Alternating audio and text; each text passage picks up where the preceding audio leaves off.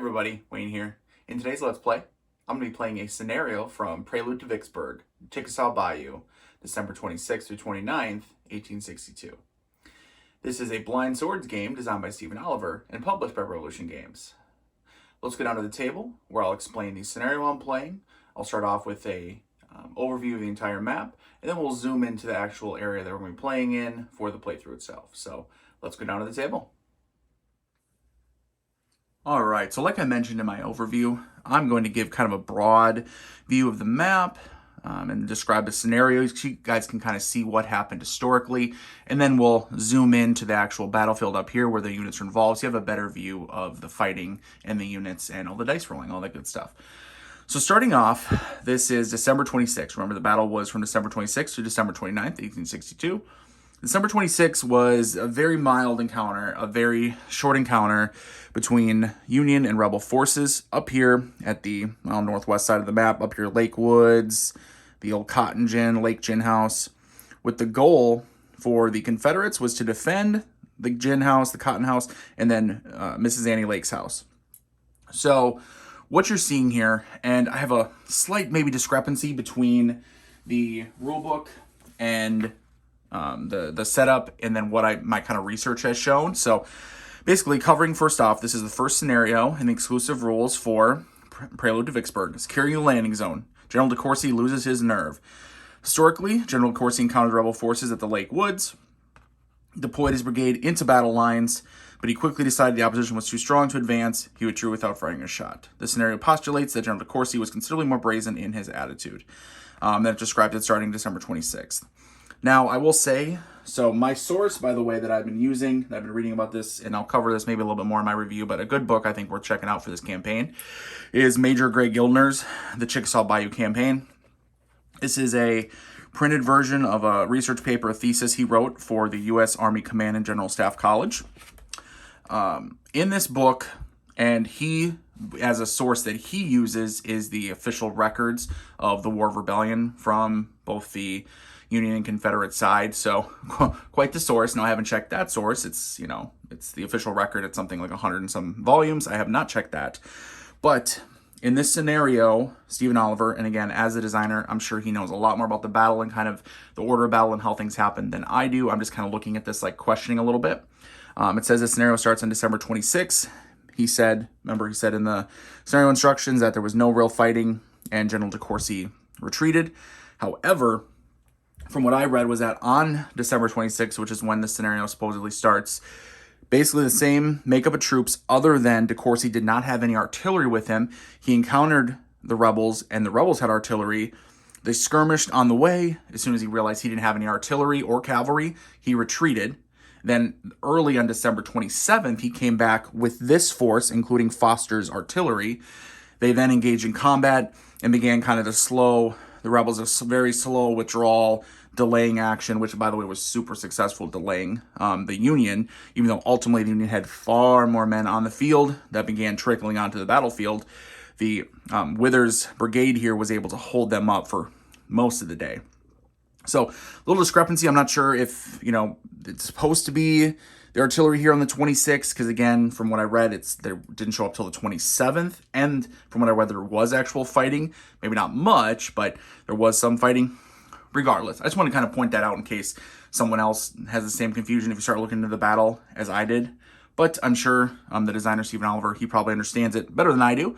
And if he sees this or sees it somewhere else and corrects it, I'll be sure to put a little update in the comments below. Okay, so like I said before, so we have General DeCourcy up here of the Union. He has artillery supporting him. They are moving down the Plantation Road. I put on a couple red cubes here. You can see those are the two victory point locations. The scenario is going to be 5 turns. It takes place from 3 p.m. to 5:30 p.m. half-hour turns. Let's see, 1, 2, 3, 4, 5. Well, actually, it'd be 6 turns. Excuse me. It's really on the Union, right? They're on the offensive, the Confederates, and they'll be stacked together. I just broke them out so you guys can see better. We have DeCourcy with Foster's Wisconsin artillery attached. Those are actually 20-pound Parrott cannons, so they're pretty effective, pretty powerful, going against what is a far weaker, numerically, along with artillery's far weaker force of Confederates. Now, I did a playthrough of this yesterday, and the Confederates had the basically historical result, which is, for the most part, they whooped the Union. They started being driven back by the end, but at that point it was too late, right? It was too late in the day. They had held off the Union long enough that it really delayed all of their offensive plans. So it actually was the historical result, and it played true to life of what happened. So we'll see what happens today. Again, Withers Brigade, commanded by S.D. Lee of the Confederates. And I have all of the, you can see I have everything that's going to go in the cup. Well, not every one of the event chits, obviously, but you can see Morgan, the division commander, who's going to activate General DeCourcy's brigade, and then S.D. Lee, who's going to activate Withers Brigade here. So limited activations, right? It's just 2 actual division activation, no CIC chits. We have, you can see there's 3 total events for the Union, 5 total events for the Rebels.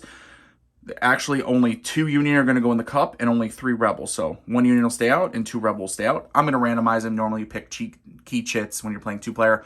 I'm playing solitaire, so I'm only going to have, I'm just going to do them all random. The Fog of War, Fortunes of War, and then I just have the fire move markers just set aside here that we'll be placing on the artillery as they go. Again, you have 1 Union artillery up here, then you have a Rebel artillery here, Wolford's, and then down here, Weems has some artillery. These units down here, though, they do not activate until the Union gets within 5 hexes. My last playthrough yesterday, they didn't reach that. So the Unions were stopped basically here right outside the first VP location. So and that is 6 hexes away. Once they get to that VP location, they'll be within 5 hexes of these Rebels.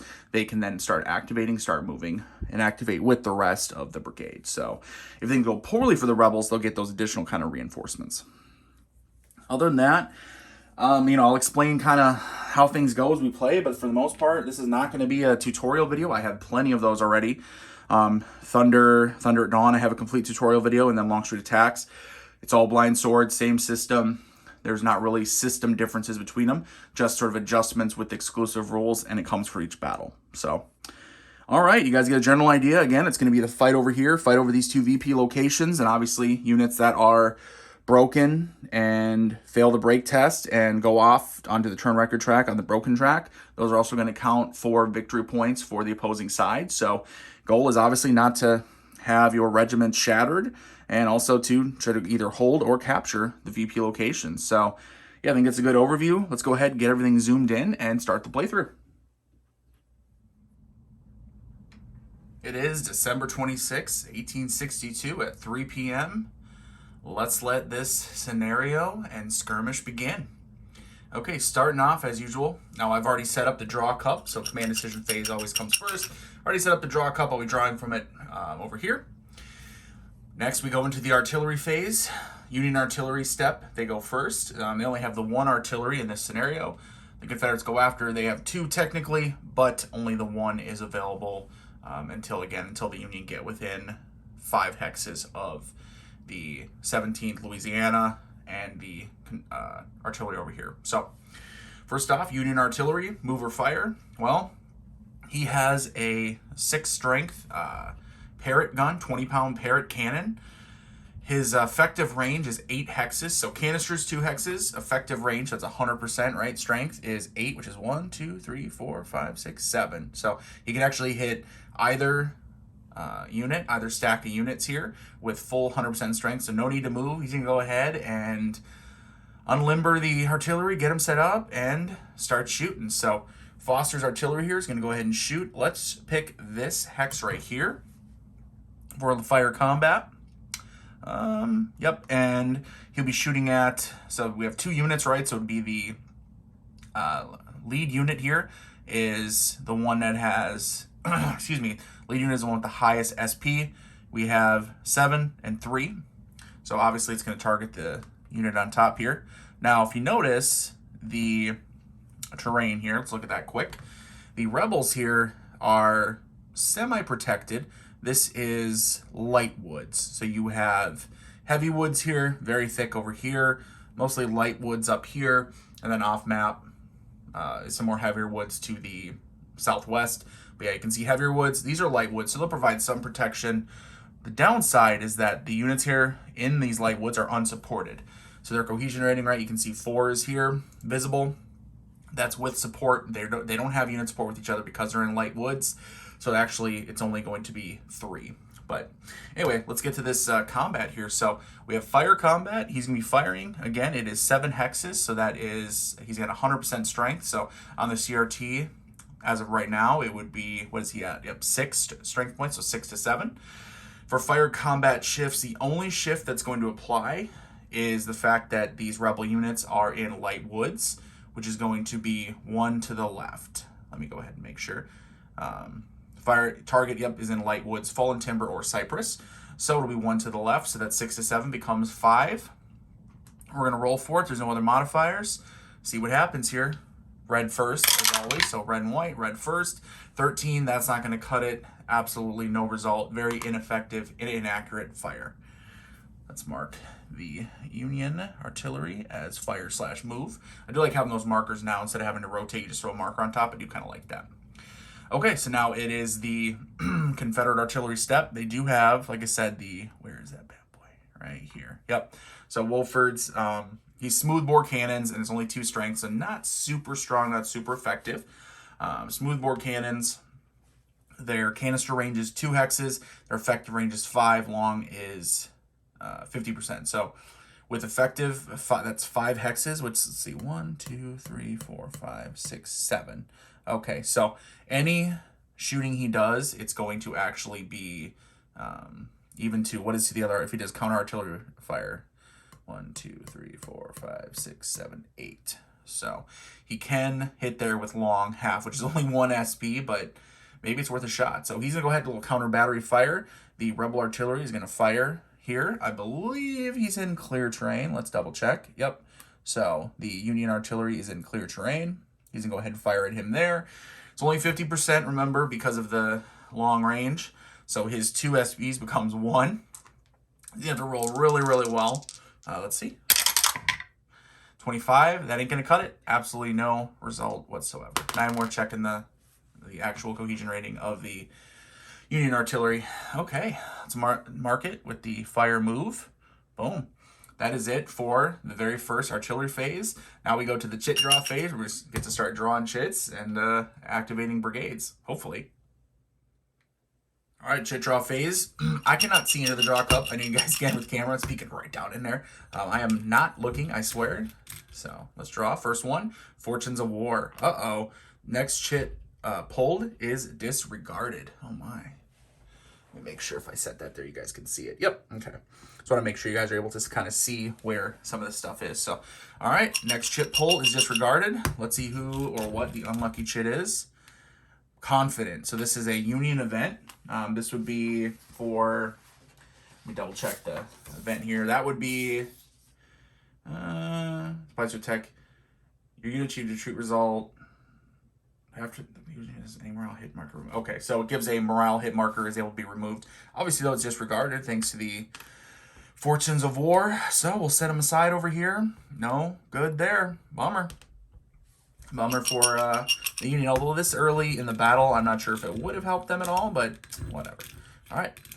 Next chit drawn is a rebel event. Good ground. Okay, this is one where they can put it to a certain hex, to an area. We'll make that area better protected. Exact wording of it is any occupied clear or light woods hex does not contain a trench, all rebel units in a hex defending in fire or close combat will get a 2-column shift. A 2-column shift to the left, which helps them. So good ground. Let's go ahead and place it. I'm just going to place it next to the hex, but it's going to be that hex right there where the 26th Louisiana is, because I think that's a good kind of hex right next to the Plantation Road here.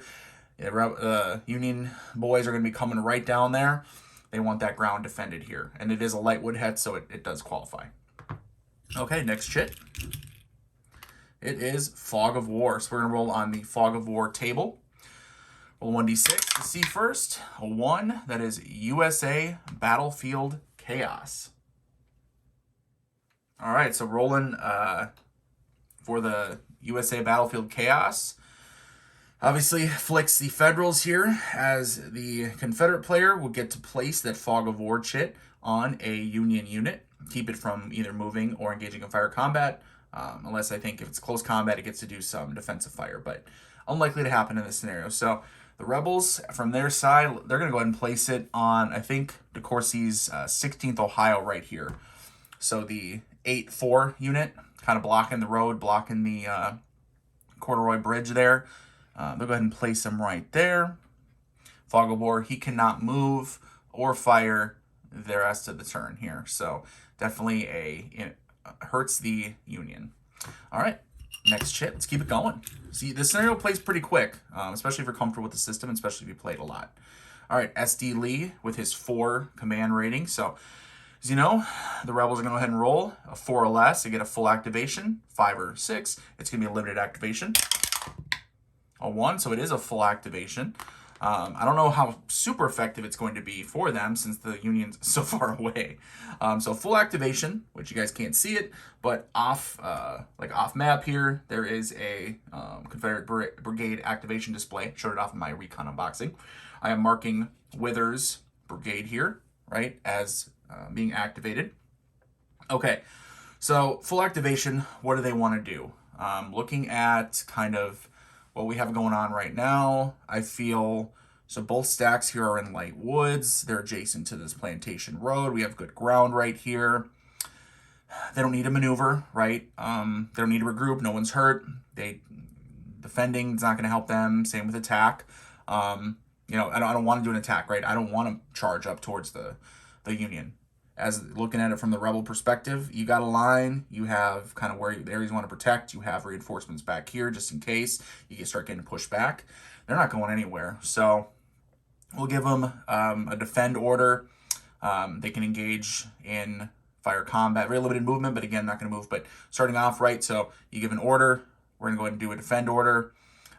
You go to fire combat step. I don't even think, they can't even reach that far. So for those not familiar with the system, you have infantry here, rifled infantry, which you can see there's a little letter right next, which I love the fact they include that, next to the attack strength or the strength points. R for rifled, S for smoothbore. Just kind of tell you smoothbore muskets or rifled muskets. But even a rifled musket has an effective range of 1, so basically adjacent, a long range of 2, an extreme range of 3. 1, 2, 3. Not even close. So kind of a wasted activation, unfortunately. Would have been better if they had gotten it a little bit later. Okay, so basically, like I said, effectively no action is going to take place. They had their order, but their order is defend. They're holding. They just can't fire at anybody. So, all right, let's go ahead and draw again. Keep it going here. Stand to it. This is a Union event. Stand to it is any USA unit that is affected by any cohesion test die roll caused by combat or cohesion die check roll caused by terrain. Force a reroll of the dice. So what I like to do is I just like to set it over here just to show that's being held by the Union side. Okay, next chit. All right, superior artillery. Ooh, this is a tough one. This is a good one, but a tough one for the Confederates. So, in this battle of Chickasaw Bayou, there was a lot of the rebel artillery, although seemingly outnumbered, and there doesn't seem to be a lot of it overall. They were very effective, at least effective, whether it was actually effective or just the perception by a lot of the Union troops were fresh, green, new troops. They didn't have an experience. It maybe scared them a little bit more, right? A little bit more wary. So when it comes to the superior artillery chit, you can play now or at the start of any chit draw phase. You select one Confederate artillery unit. The unit may immediately conduct one of 3. It can move. It can conduct fire combat. However, after the combat, you mark the artillery unit with a low ammo marker, or you can remove a low ammo marker from that artillery unit. So let's see, 4-column shift. So if I did, I'd be pretty strong. I kind of like the idea of maybe using it right now. So let's go ahead and do that. So let's use our superior artillery. We're going to use it on, and yes, even though he's been activated, obviously, during his step, we can use it now. So we're going to use it on Wolford's first artillery here. So he is going to fire at the Union artillery. A little counter battery fire. Let's give it another shot here. So remember, he is firing its long range, so he drops to 1 strength point, so 1 on the CRT. However, he gets, what was it, 4 column shifts, so it goes up to, let's see, 1, 2, 3, 4, goes up to the 5. So he goes up to the 5 column, targeting him. All right, let's see what we get. 51. Oh, very nice for them. So let's see, 51 on the 5. Looks like it's going to be probably a routine, because what is his cohesion rating is 4. Yep, and he is supported, so it's going to be a routine cohesion test. So roll for that. 55. That is, oh wow, he is depleted, and he has to retreat 2 hexes. Wow, good shooting by Rebel artillery here. So Foster is depleted, so we'll flip him over to his battle-worn side. And then he has to retreat 2 hexes. So he's going to go ahead and just retreat down the road here. Get out of the way. Wow. Brutal being depleted like that. That's a tough one for him.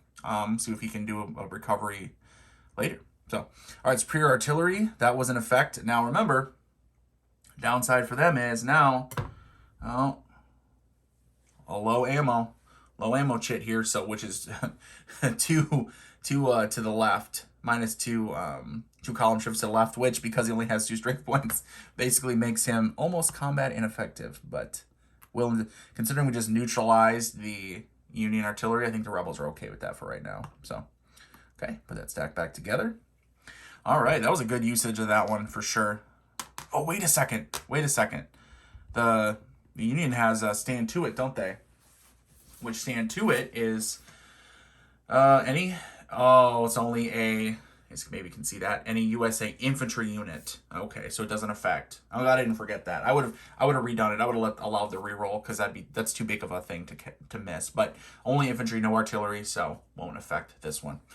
All right, next chit draw, rally. So this one will be no effect. So rally, right? You can remove morale or try to rebuild or whatever. Unfortunately for the Rebels drawing this, you can't hold this chit. You have to play right away, and everyone is full strength, so it's a wasted chit.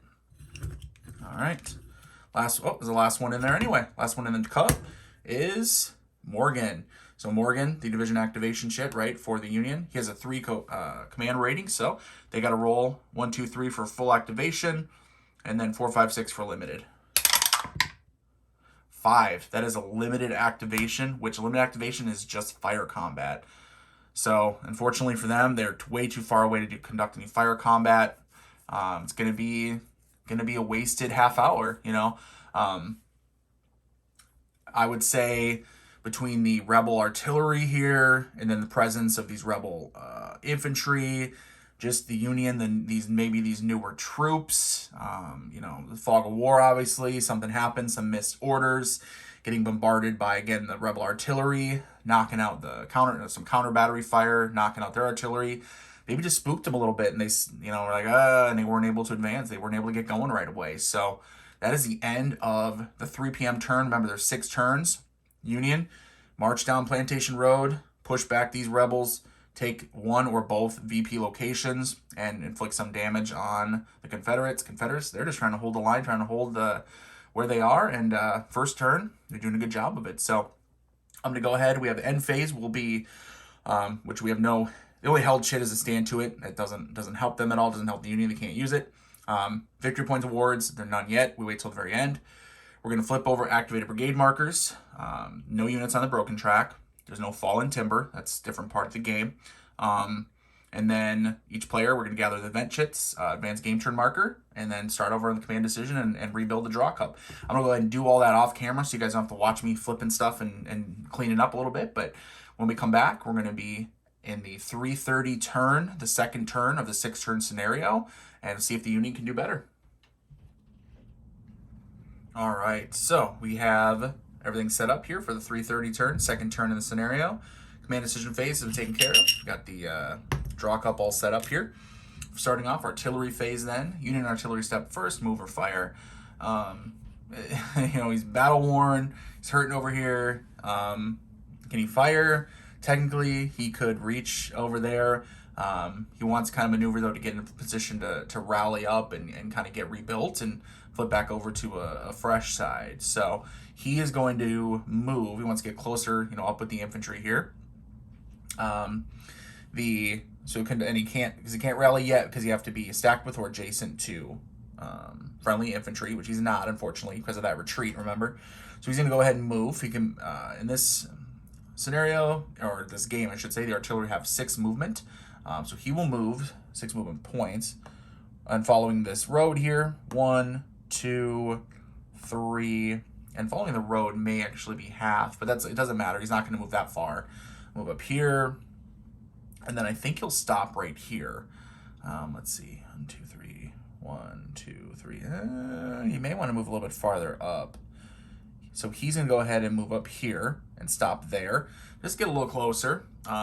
Engagement range for artillery, right? They can't move within 2 hexes, which he's not, so he's good there. It's a little risky how close he is, but he's hoping Foster artillery here command. He's hoping that de Courcy's infantry is going to move up to support him. So risky, yes, but you do what you got to do, right? So okay, and that'll be it for his move. As for the rebels, fire move. The artillery here, remember he has low ammo. It's -2 on his left shift, so it would become basically like a C cadre, which is a really low chance. I think that would be it, right?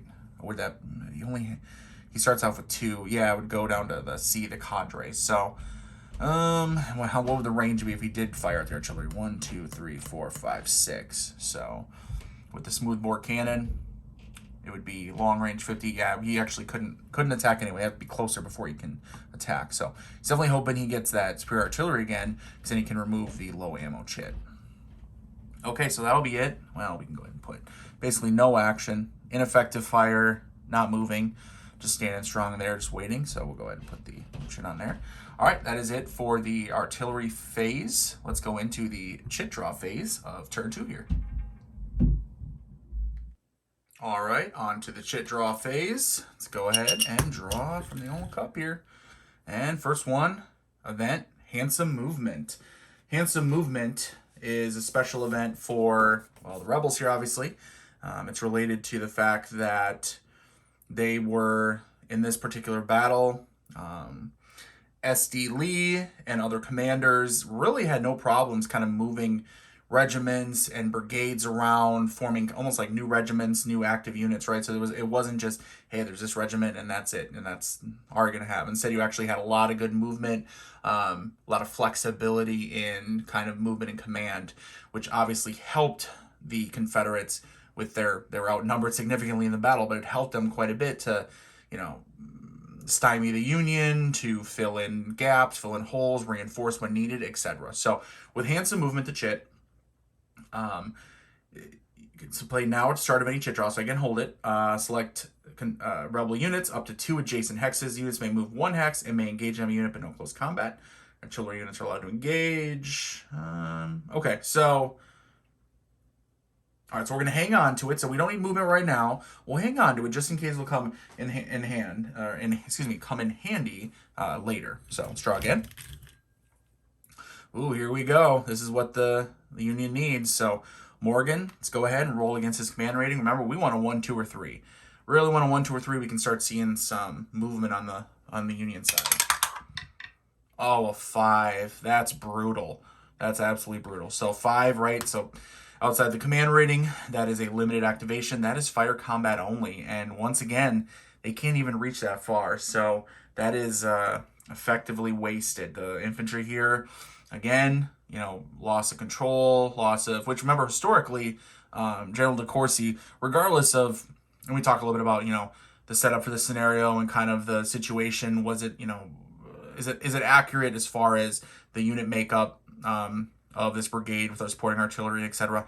The point is, though, historically, de Courcy was very timid and very unsure of himself, whether it's because of himself or his units, whatever it was, his men, he didn't trust them, I don't know, but very slow, they engage rebels, slowly pushing, but just did not, no strong attacks or anything like that, which, considering even historically in early, the beginning of December 27th, when de Courcy's men were pushing and actually pushed back the rebels, they did not suffer many losses at all. It was, again, it was a very interesting how timid and how not aggressive he was. So anyway, so we're gonna that's kind of what, just build a little story, right? A thematic of why would he not have that, right? Well, we're saying he's being that timid, which again is kind of historically unfortunate. Doesn't make a super exciting game right now, but it is a little bit historically accurate. So he holds strong, does not advance his men, would be fire combat, but they're too far away for that. So there, that is done for them. Limited activation for DeCourcy's brigade here. All right. Next chit. SD Lee. All right, well, now it's his chance, and we'll see what he can do here. So we'll roll against his command rating 4. He gets a 2, so he gets a full activation.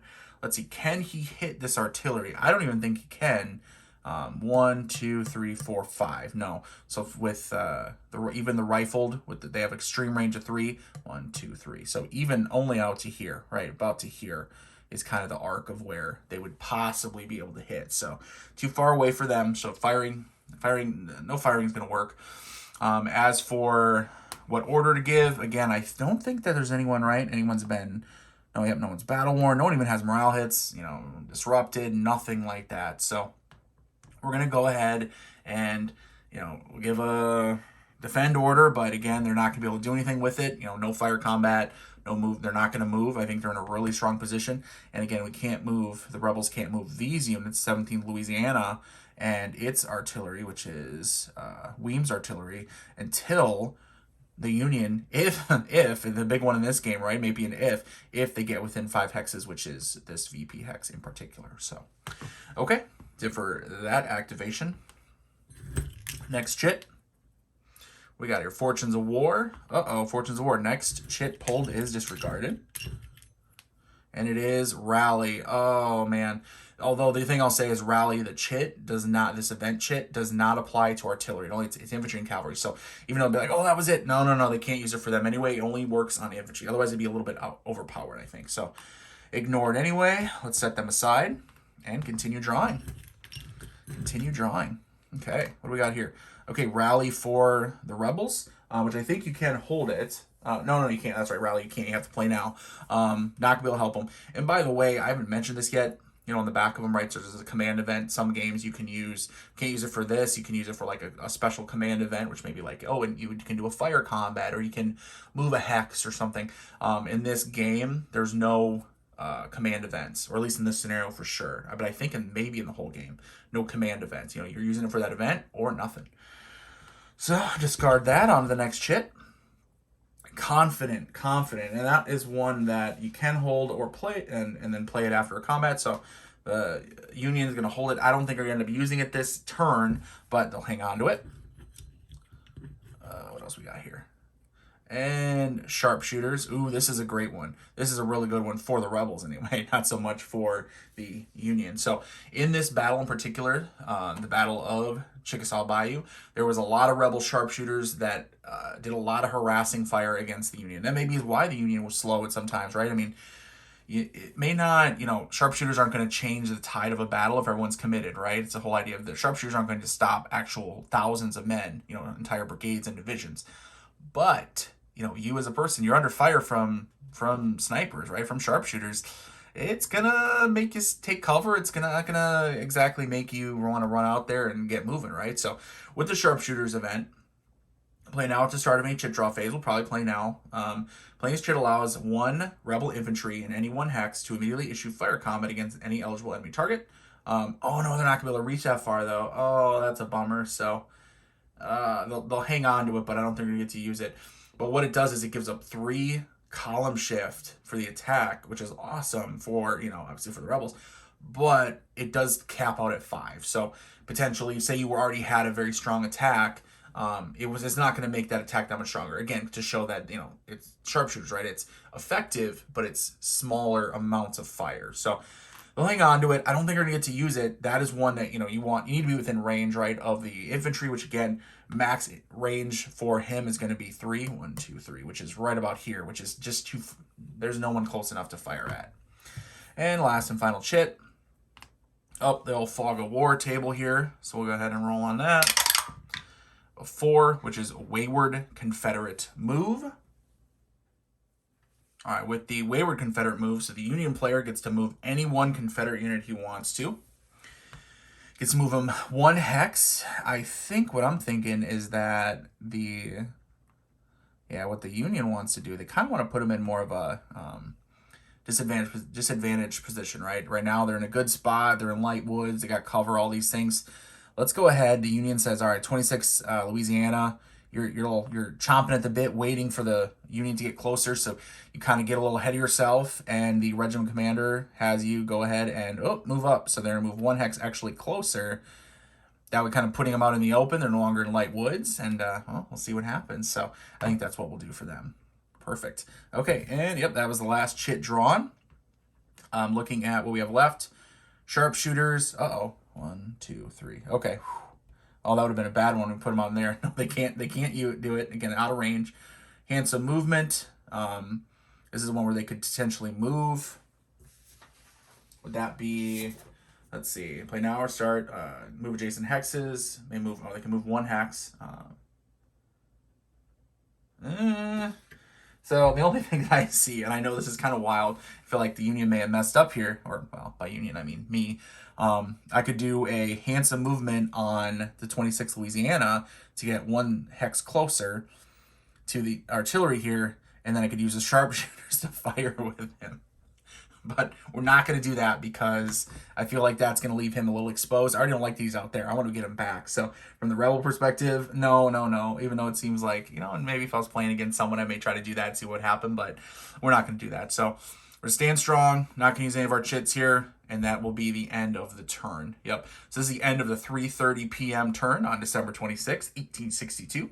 That is the end of turn 2. Remember, there are 6 turns, so we'll have, 4 p.m., 4:30, 5 and 5:30 p.m. turns left. So we are working our way through, and the Union has literally not moved an inch other than some artillery. So let's hope for their sake and for everyone's sake watching that the Union gets moving here. And if they don't, I'm going to start fudging some dice rolls so we can actually get a little bit of fire combat and maybe some close combat and give the Union a chance at achieving it. Although, as I said before, the historical result was that the Union didn't capture anything. They were basically held/repulsed by the Confederates. So, all right, I'm going to go ahead and wrap up all the end phase, clean up all the chits, get everything ready, and we'll start, again, the next turn 3 of this scenario. All right, turn 3 of the 6-turn scenario. It's 4 p.m. Starting off, I already did the command decision phase again. Got the chit cup already, the draw cup. Artillery phase, Union artillery step first, move or fire. Foster here. So remember, we were waiting to rally because we wanted our Union infantry with us, so we could attempt to rally here, but rally rebuild. But fortunately, that's not going to happen because we're not adjacent to them. So instead, they're just going to go ahead and fire this turn, and we'll hope for the best next turn because they're kind of sitting out in the open, but at the same time, they're in a good position to maybe start firing at the rebels. Although being battle worn now, their strength has been cut in half from 6 to 3. But hey, it's better than nothing, right? So Foster, he's going to fire off artillery here. They're going to go ahead and bombard, I'd say, the 26th Louisiana. It was kind of sitting out there, right? And they're not even in cover anymore, so for them. 1, 2, 3, 4, which with the 20-pound Parrott cannon is effective range. They're within 2 would be canister, but they're not. So it'd be effective range. So that is just straight SPs of 3. And the 26th Louisiana, remember, he got moved out with that wayward move. So he is not in cover anymore. So he doesn't have a column shift. It is on the 3 column of the CRT. Give it a roll and see what happens here. High. Oh, bummer. So literally 13, absolutely nothing. Very ineffective fire from Foster's artillery. Obviously still suffering the effects of the hits they took from the rebel artillery. Okay, now we look at the rebel artillery, which, remember, he still has low ammo, really ineffective at this point. He could shoot at cadre strength, the C, to a range of, what would it be, 5? 1, 2, 3, 4, 5. So he can't even reach artillery. The Union artillery actually is outranged by him at this point, thanks to the column shift being low on ammo. So very ineffective there. So he's just going to stand strong, and the only way you can get rid of that low ammo is with the that superior artillery chit. So hopefully, for the Rebs anyway, that'll be in the cup this turn. We will find out. Okay, done with the artillery phase, onto the chit draw phase. First one, handsome movement. All right, so for the Union, or excuse me, for the Rebs, obviously they want that, so you can move up to 2 units in adjacent hexes, 1 hex each. 26, Louisiana, he's just going to pull back. He says, whoa, whoa, whoa, I don't know what happened. Orders came down from SD Lee, said, hey, what are you doing? What are you doing? Back to cover, back into the light woods. And that's what they do. So, very nice. Good luck for them. Good job for them. Okay, next chit. We got Fortunes of War. The next chit pulled is disregarded. What could it be? What could it be? Hopefully for the Union, it's not Morgan, the activation. All right, SD Lee. Oh, brutal. Okay, so the Rebels maybe sitting a little too complacent. New orders do not come through, so they just sit tight. They absolutely sit tight. All right. Tough one for the Rebs, but gives the Union an opening here. Gives the Union an opening. All right, we have sharpshooters here. Again, just, we'll hang on to it, right? Because this is one that can be, yep, you can hang on to it. So when the Union gets closer, assuming they do, they'll hang on to it. 1, 2, 3, 4, 5. Yep, so you can't shoot anyway. So he's just going to go ahead and hang on to it. And then I got my little trick on my sleeve, by the way, when we draw Morgan for the Union. Next chit, rally. Cannot be used. Has to be used now. Can't be used on artillery, so it is wasted. Bummer. Next chit, stand to it. And which is one that you can hang on to, right? And then helps with a cohesion test, basically. So we'll hang on to that for sure.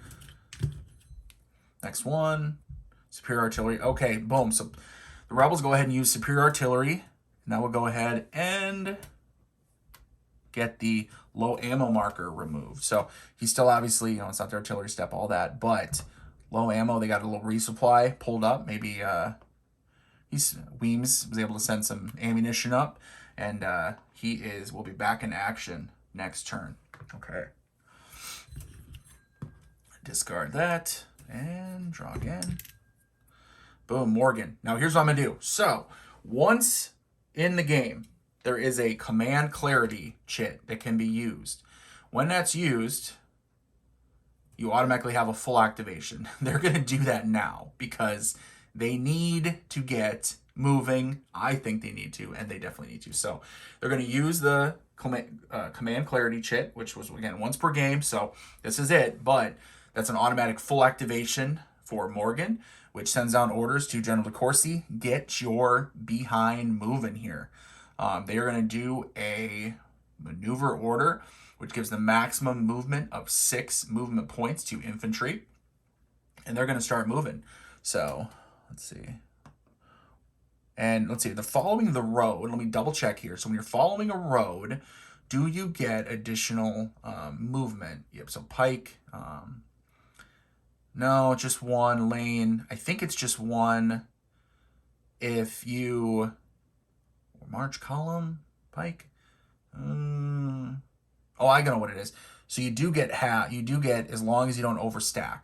So stacking is only 10 per hex, by the way. I didn't mention that before, but it hasn't mattered. There's not a ton of units here. So they couldn't walk over each other on the road. But being on the road here, as long as this is one at a time, they can do half. So, but again, remember though, with maneuver, you can't engage, right? So you can get close, but not that close. So anyway, let's get moving here. 16th Ohio is going to move up.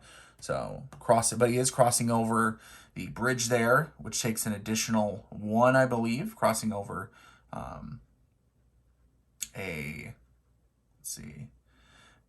corduroy bridge. Yep, that's a full 1. Not plus 1, it's just a full 1. So 1, 1.5, 2, 2.5,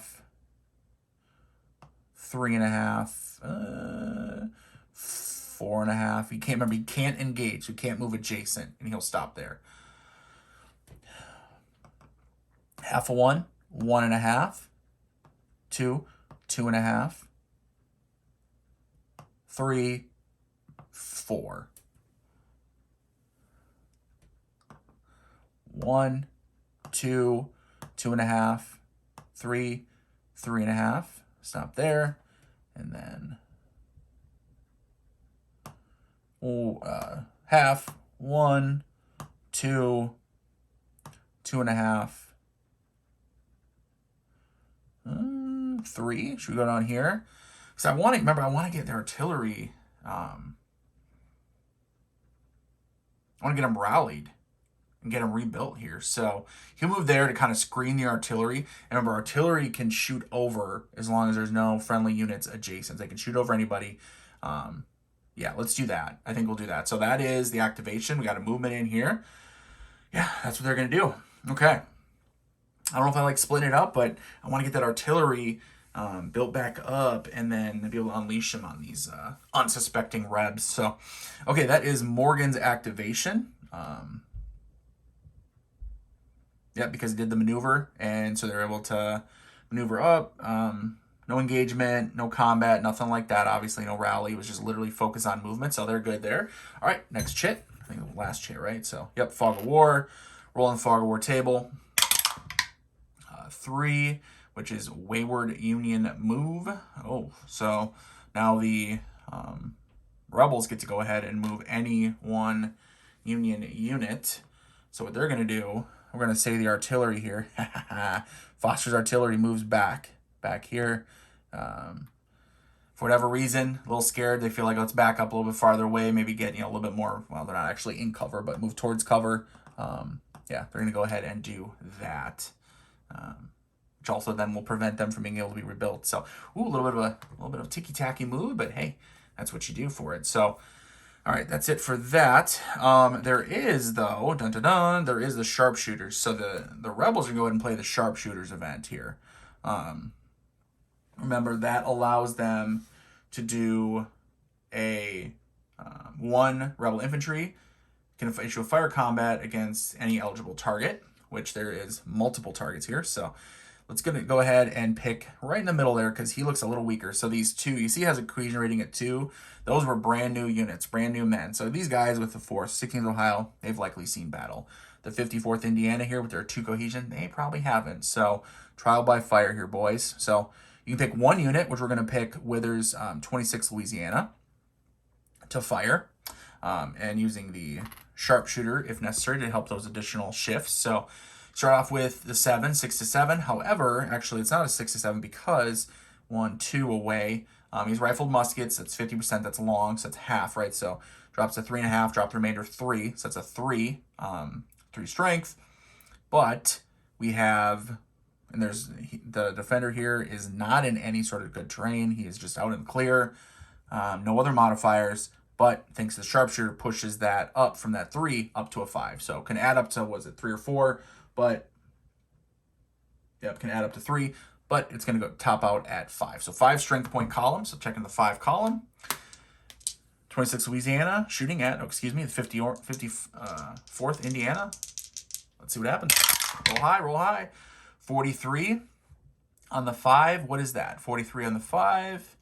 That is going to be a routine. So, because he is supported, so he's at 2 cohesion, so he will suffer a routine check on the fire combat cohesion test table.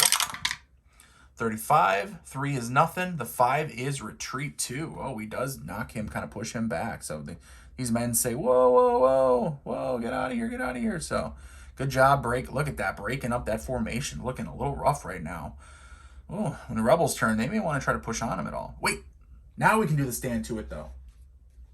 Just realized. Oh, my God. Thank God I remembered. So, stand to it. Remember, we have the Union has a stand to it shit. Basically, cohesion check. No.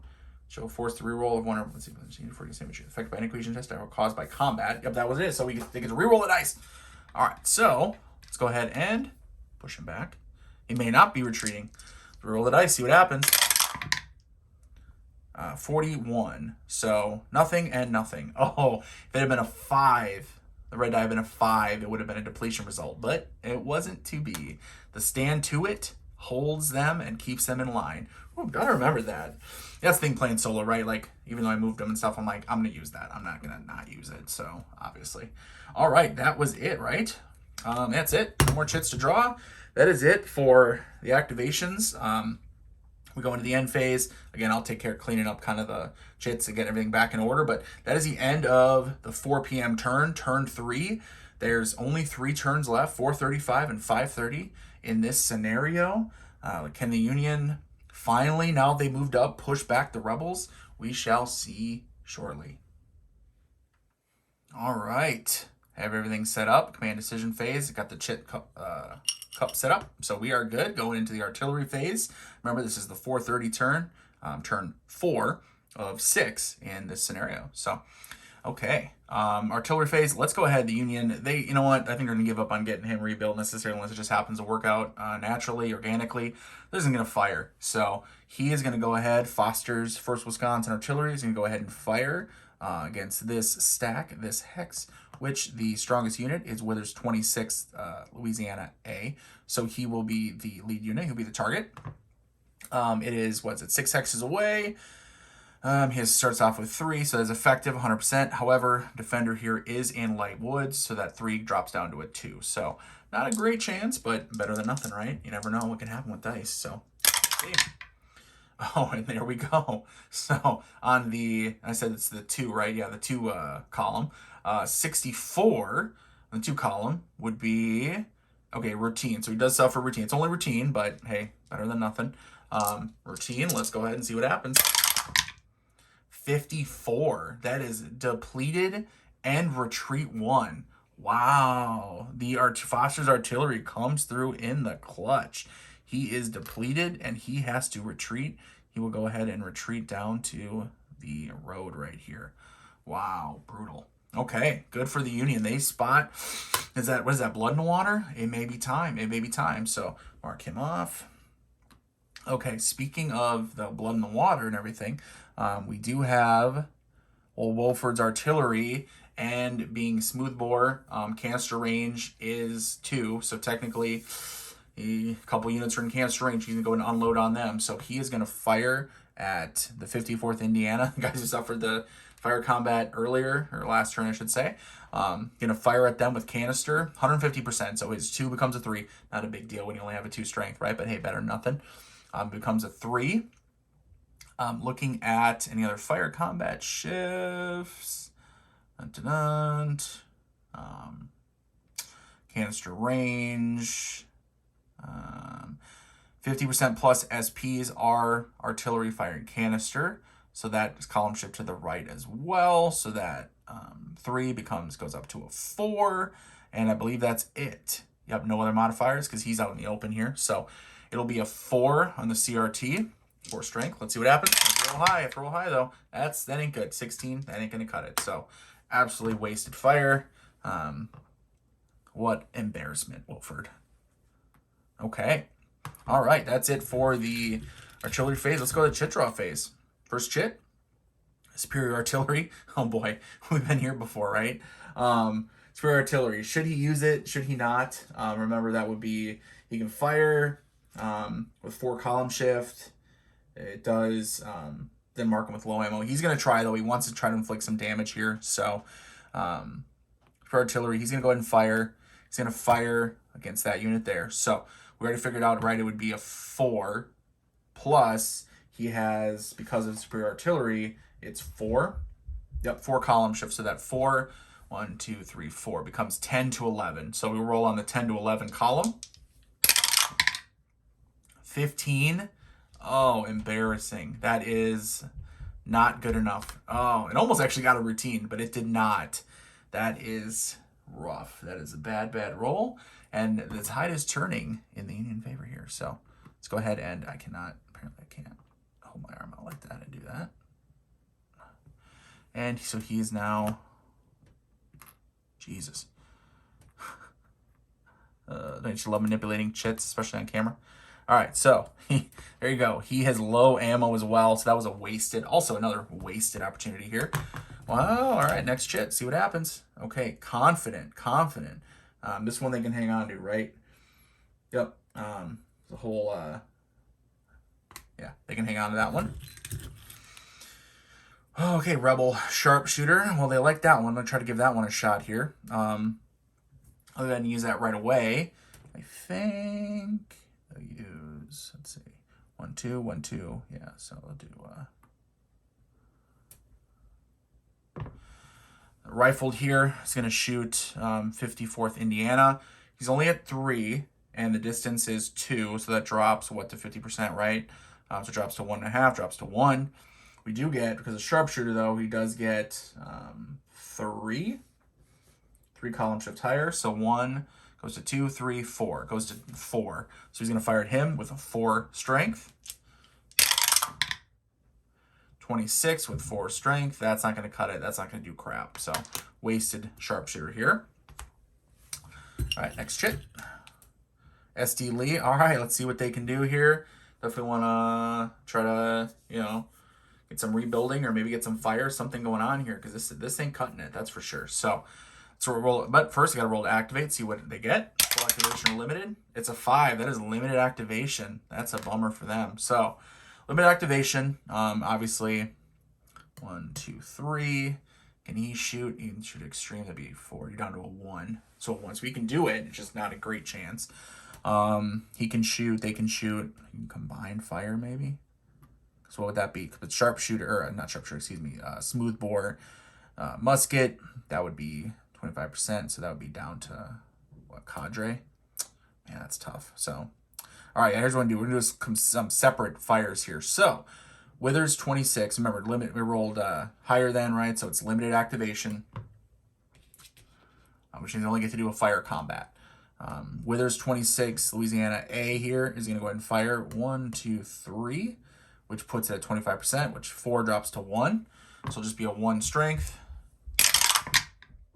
64, which actually will cause a routine. So it does cause a routine check on the 22nd Kentucky here. Roll high, roll high. 46. The 4 is 0, or does nothing, excuse me. The 6, oh, that's a morale hit and retreat 2. All right, so if there's a morale hit, which he has no markers, so we become shaken, and he will retreat 2. He doesn't go ahead and retreat up Plantation Road here.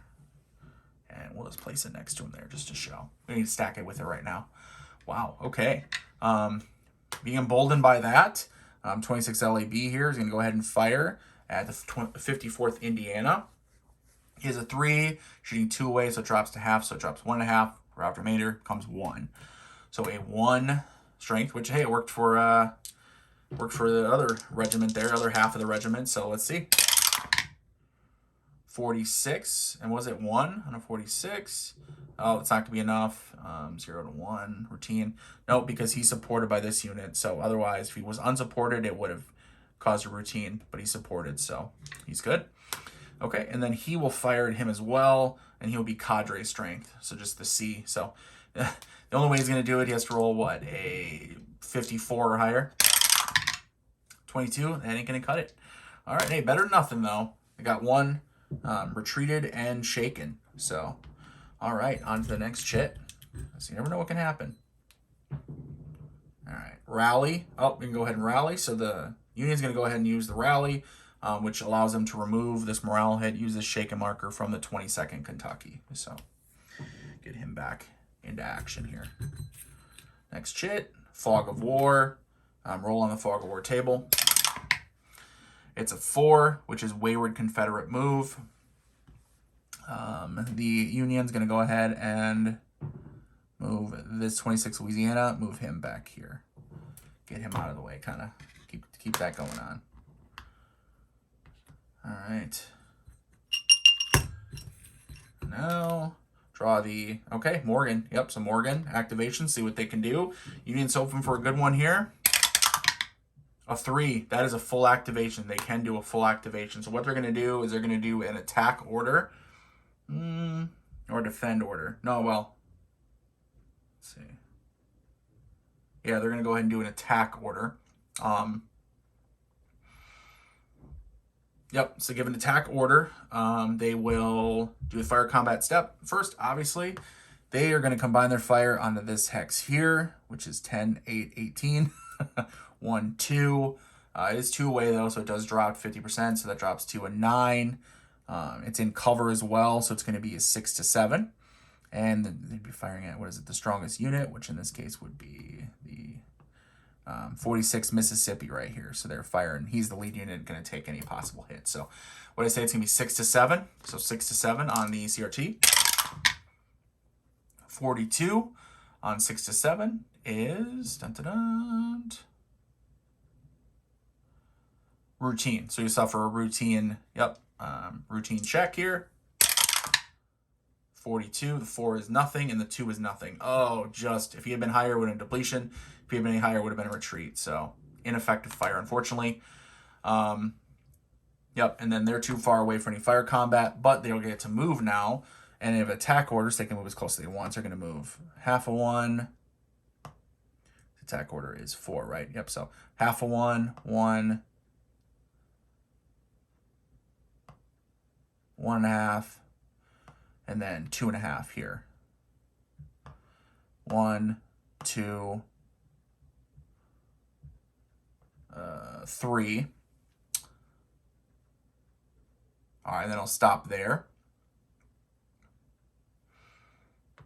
Okay, and then we're going to do a close combat. So 42nd Ohio is going to charge across Corduroy Bridge here and attack the 26th Louisiana and wade this little creek right here and engage in a little close combat here. So close combat, yep, we're going to have that close combat. Defensive fire.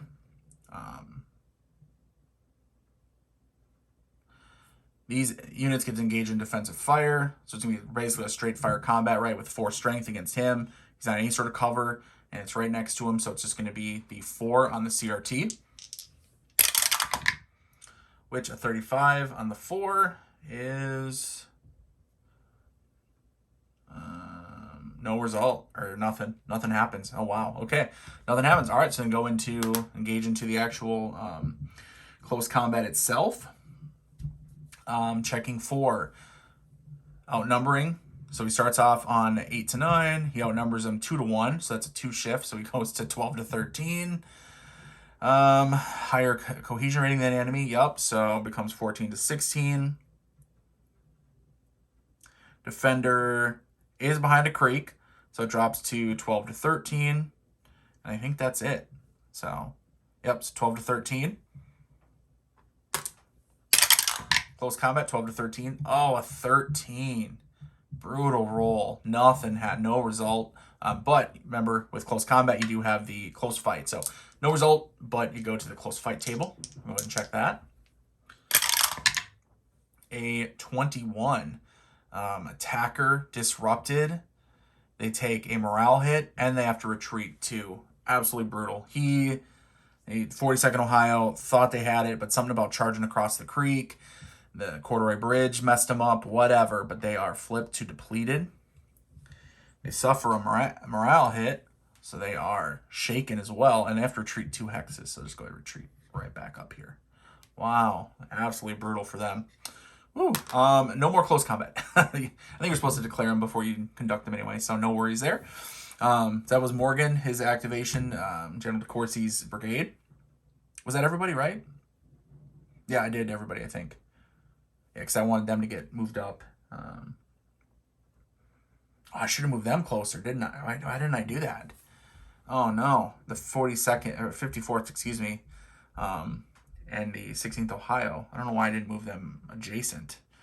If not for close combat, at least for fire combat. Oh, well, fire combat's first, but you know what I'm saying. They conducted fire combat. Okay. I don't know. I'm tricking myself out here. No big deal. Let's move on. It happens. And then what was the confident shit though? Union Chief retreats all links that were sent to season. Oh, that's only helps you if you. That sucks. Sucks for the Union there. All right, next chit. It is Fog of War. Not Fog of War. Excuse me. The Fortunes of War. Next chit pulled is disregarded, which is the Confederate rally, which they maybe could have used right there. But too bad they cannot. Okay, that's it. No more chits to draw. I'll go to the end phase. Again, I'll clean up. I'll sprinkle in stuff here, get everything all set up for the next turn. But that is the end of the 4:30 turn. It's going to go to 5 p.m. That's the second to last turn here on this scenario. Let's see what happens. All right, this is 4:30 p.m. turn. Oh, excuse me, the 5 p.m. turn. I forgot to move it on the turn record track. 5 p.m. turn goes to 5:30, so only 2 more turns left. This one and 1 more. All right, starting off, I got the draw cup already. Let's go to the artillery phase. Union artillery, as always, goes first. He can't really shoot because he can shoot over but when he's shooting at you're shooting at the enemy, they can't be adjacent to a friendly unit, so it can't shoot at any of them. So it's going to have to go ahead and just maybe move up here and kind of maybe can get that rebuild in the future. So you go ahead and just move. Artillery movement is 6, so 1, 2, 2.5.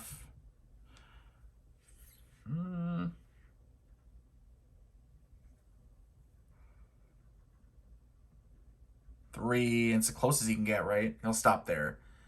Yeah, he'll stop there. All right.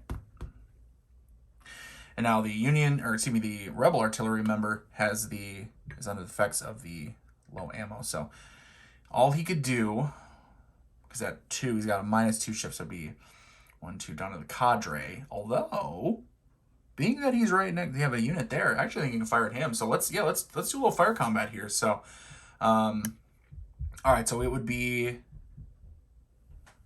canister range. So his 2 right becomes a 3.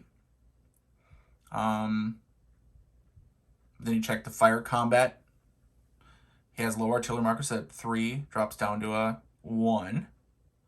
And then 50% plus SPs are artillery fire and canister, so that goes up to a 2. So it's actually a 2 SP. So not a great chance, but better nothing, right? So 2 strength points firing at the 22nd Kentucky here. 51. Whoa, what is that going to do? Oh, that's a routine, because it says 3, but remember, he's unsupported, so his cruise rating is actually a 2. So he actually gets a routine. So let's see. Reb's hoping for rolling high. He did not. 16. So 1 obviously is nothing, but the 6 is a morale hit and a retreat too. Wow, not too bad there. All right, so go ahead and retreat. 1, 2. Tough there. Okay, not too bad. Let's go ahead and mark them off. That was even with low ammo. Man, imagine if he had actually had full ammo. All right, so that's it for the artillery phase. Let's go to the chit draw phase. First chit is rally. We're going to try to rally Withers here. Try to rebuild him. 2 X's from enemy units. 1, 2. Yep, he is. And then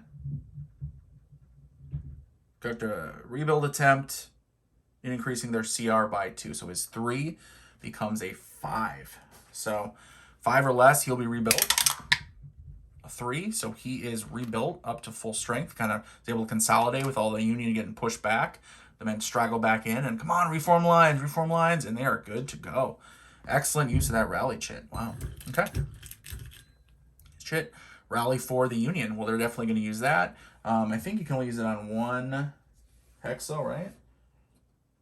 Each unit in a single hex. Yep, but they're going to go ahead and use it on the 22nd Kentucky out front there to remove that shaken marker off him. Beautiful. We're rolling now. Look at that. Look at that. Okay, next chit. Superior artillery. Boom. Rebels are going to use that to get the low ammo marker off their artillery. Still used, still spent and all that, but got that removed. Morgan, here we go for the Union. See what they can do. So roll his activation. See what happens to him. All right. 1, 2, or 3. They're hoping for a 1, 2, or 3. A 6. Brutal. So limited activation. So only fire combat. And we already used up our remember command clarity, so we can't do a full one just because we gotta live with the limited. So limited is to get some fire off though. They're gonna be able to do some firing. So they'll go ahead. I think this unit, Kentucky 1, 2, and he's not in cover. He's in clear now, right? Yeah, he is in clear hex. So 9 is a 1, 2 is he's rifled musket is effective, so that's half, or excuse me, long, so that's half. So 9 half with drop the remainder, right, is going to be 4. And then he's out in the open, so it'll still be a 4 on the column, on the strength point column. Let's see. 63. Holy cow. It's routine though. It is routine. His cohesion rating is pretty good, so it stays routine. 21, 2, 1, 0, 0, nothing. So no result on depletion, no result on skedaddle. Oh, brutal. It looked like it was really effective fire, but I guess it was more smoke than actual fire. So he's done there, and then these two are going to combine their fire against this hex. So they get a total 18, but then drop that in half, right? Drops to 9, so they're at 8 to 9. And then he's in, this hex is in light cover, as light woods, excuse me. So 8 to 9 drops to 6 to 7. And of course, they'll be, this is the lead unit because he has the highest strength points. So 6 to 7. Let's see what happens there. They're still, 13. That's not going to cut it. But they roll better because the Union has such higher strength points. Problem is their cohesion ratings maybe not as good, and just, you know, lower command rating from Morgan as well. You know, SD Lee's a 4, Morgan's a 3. Just not as good of a leader, at least not in this particular battle. So SD Lee, historically, from what I've read, did a really good job in the battle overall anyway. So, all right, so that is it for them, and he can't fire anyway. So that's it for the Union activation here. All right, next chit is Handsome Movement. I think, and it could be, it's 1, right? What is it? Handsome Movement is unit 2 adjacent hexes. Units may move 1 hex. Oh, actually, so what we're going to do, we're going to get them back up here. So we're going to move 26 LA here, 26 Louisiana here, and get them stacked again and get them up back in the light woods for some cover. Very nice. Okay. Good call on the good call. What I just made, my decision, good call. I like to praise myself occasionally. SD Lee, all right, let's see if his activation. Remember, 1 to 4, full, higher than that? Okay, it's full activation, so do what they want. Now, I was thinking about the movement. Obviously, they already took care of the movement, moving up here, so no, we're good there. So just going to get some shots off, right? Do some fire combat. So I think they'll do fire combat to this hex right here. 7, 8, 9, 10. Range of 2 of those, so it drops to 5. He isn't open though. And then this 3 smoothbore. So for that far away, it'd be 25%. So that would be just the cadre. Oh, that's no good. Okay, never mind. He won't combine. He'll do his own shooting. So this stack, this hex here will attack here with a 5. I said, yep, 5. And there's no other modifiers that I can see. So 5 strength point column. 32. That's probably not going to do it. And only up to 2, which he has a 2. Actually, it does. That's a routine. Because remember, 54th Indiana is very green. So 33, that's going to be just retreat 1. So just kind of push him back a little bit, cause him to retreat out of there. Okay. And he will fire at the 16th Ohio here. He's just going to be at cadre strength because it's 2 away, and he's smoothbore muskets. So 25% of 3. So it drops, what would that be? Yep, so it should be cadre strength. He will go ahead and fire. He has to roll really, really high. He's going to have to roll at least a 61. 12. No, we said 61, not 12. So ineffective fire there from the Rebs. Okay. All right. A couple chits left here. Confident for the Union. That's, again, if they get a retreat result against the... It's like during close combat against the Rebs, which is not happening yet. Fortunes of War. Next chit-pull is disregarded. And the next chit-pull is the Fog of War. They cancel each other out. There you go. So that is it for the chits for turn 5 of 6, 5 p.m. turn.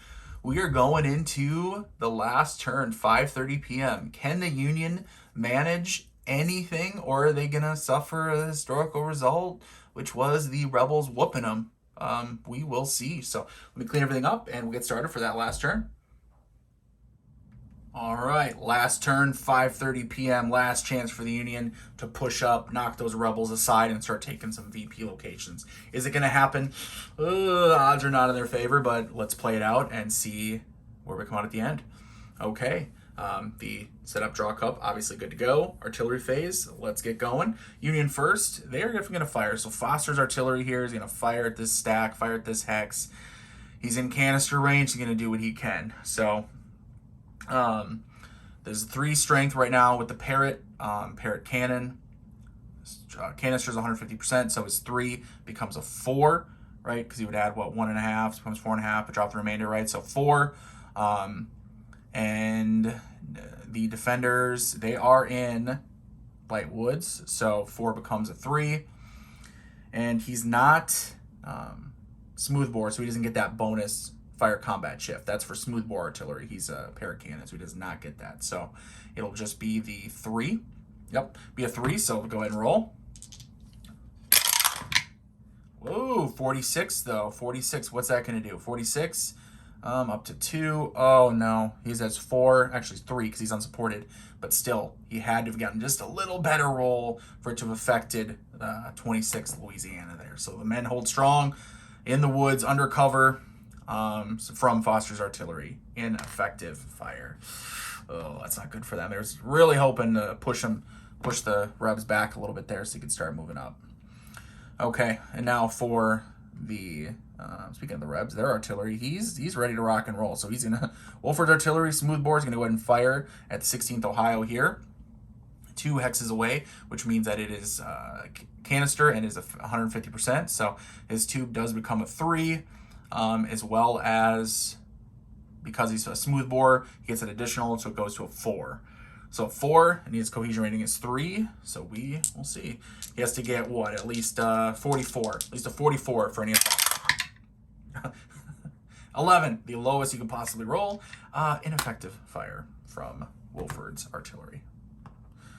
This looks like the final part of this battle will not be decided by artillery. Okay. All right, on to the chit draw phase. Let's go. Last turn. Good ground. Oh, that was a good one for the Rebs to draw right away. They're going to place that right there. Gives them a nice big advantage. So, all right, next chit. Morgan. Oh, here we go. Get started early. Needs that full activation. He needs a full activation for that chance. So, 1, 2, 3 for the full activation. 4 or higher, that ain't going to cut it. He needs a 1, 2, or 3. 5, that is a limited activation. That is only fire combat. The men just are not going to be able to do it today. It's going to be a historical result is where we're going to end up. But let's go ahead and play her out. So limited activations, they get fire combat. And go ahead and conduct some fire combat. 22nd Kentucky here is going to go ahead and fire this hex, targeting the 26 Louisiana. 9, and good ground as well, which good ground gives 2 shifts. So anyway, let's calculate it out. So he's at a 9, but he is firing at range, right? Long range, so it's going to drop to a 4. They're in light woods, that drops to a 3. And then there is the good ground, which drops it down to a 1. So just a 1. And his cohesion rating is 3. So with a 1, he's going to need at least a 61. So 22nd Kentucky needs a 61. 61 or higher. 61, baby. 14. That doesn't do it. Very ineffective fire. Good ground and a cover of the trees definitely helps them. Okay, and then the 16th Ohio, will shoot at this stack right here. 8 drops to half because of the range, so 4.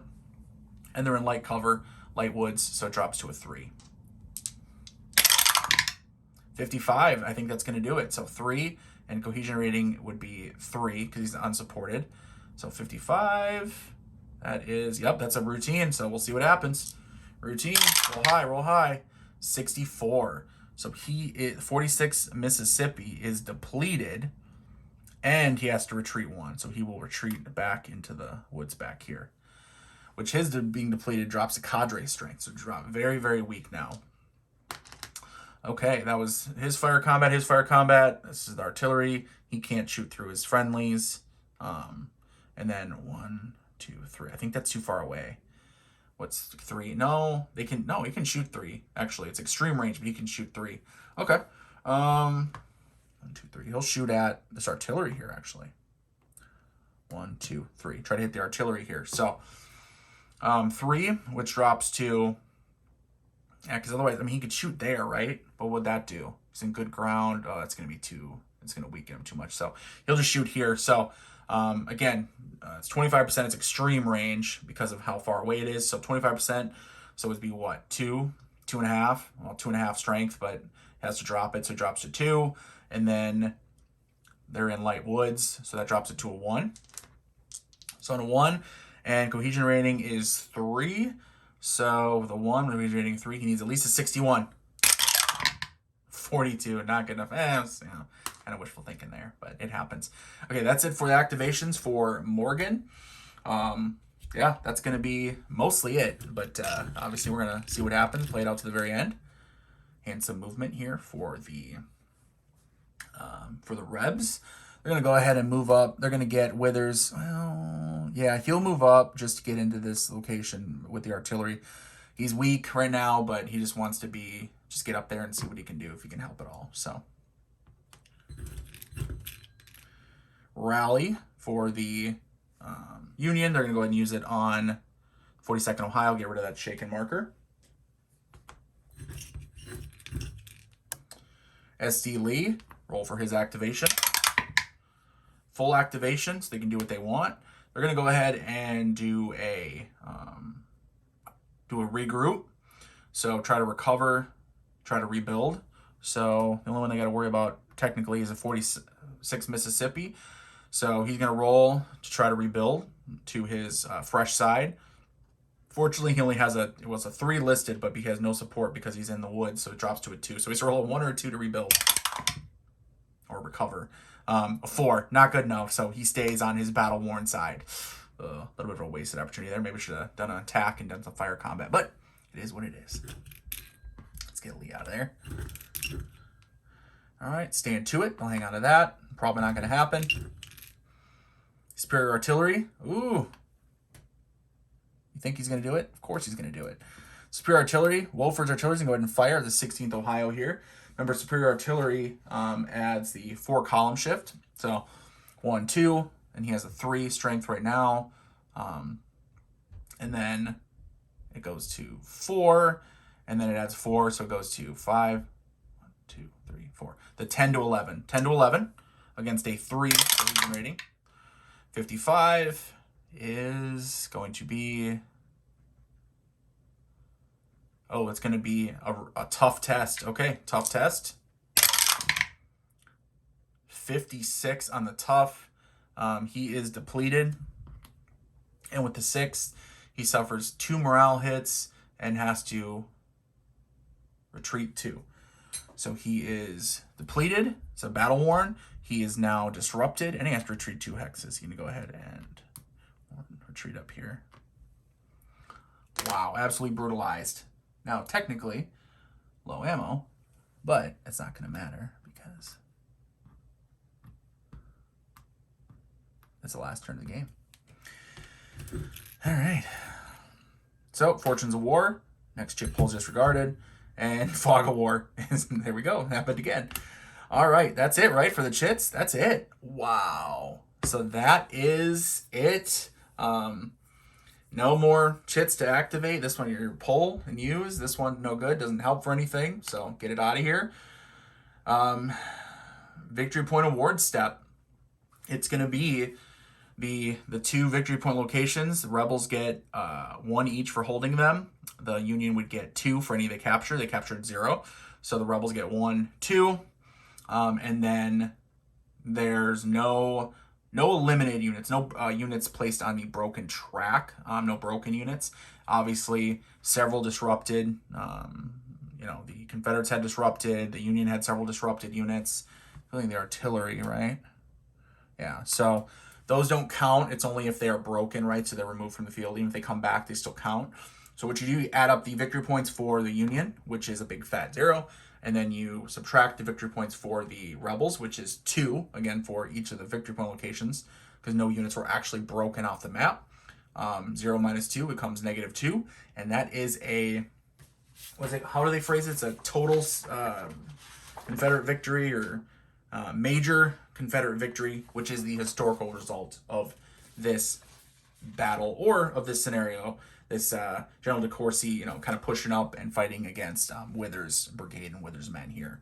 So just a little bit of poor rolling, but also that's again, this is the historical result. So it played out like it did historically. You can argue some combat, more or less combat maybe than historical, but obviously, we're playing it out as a game, right? So we want to see some action here. But they're held. And with the depleted, right, they have multiple units that are on their battle-worn side. I mean, they're going to pull back for the day. For December 26th, they're going to pull back, rearm, regroup, and get ready for the next day, December 27th, which is basically pretty much what happened.